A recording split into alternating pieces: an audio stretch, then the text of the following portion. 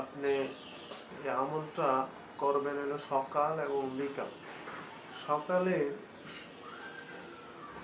সকালে যদি করেন তাহলে 3 বার করবেন, বিকালে করলে বিকালও 3 বার করবেন। যেমন যে ব্যক্তি সন্ধ্যায় এই দোয়াটি পাঠ করবে, আল্লাহ তাআলা তার চিন্তা দূর করিয়ে দিবেন, তার ঋণ পরিশোধ করিয়ে দিবেন। যদি চিন্তা থাকে চিন্তা দূর করবেন, ঋণ থাকলে ঋণেরও যে আমলটা হচ্ছে আল্লাহুম্মা ইন্নী আউযু বিকা মিনাল হাম্মি ওয়াল হুজনি ওয়া আউযু বিকা মিনাল আজিজি ওয়াল কাসরি ওয়া আউযু বিকা মিন গালাবাতিদ দাইনি ওয়া কাহরির রিজাল।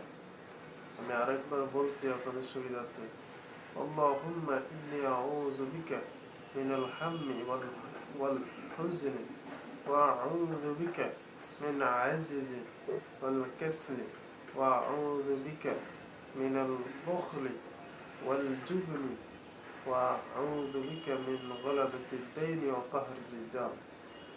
অর্থ হচ্ছে, আয় আল্লাহ, আমি চিন্তা পেরেশানি হইতে আপনার আশ্রয় লইতেছি, অক্ষমতা অলসতা হইতে আপনার পানা চাইতেছি, কৃপণতা ও ভীরুতা হইতে আপনার আশ্রয় প্রার্থনা করিতেছি, এবং কর্জের চাপ মানুষের প্রবণতা হইতে আশ্রয় লইতেছি।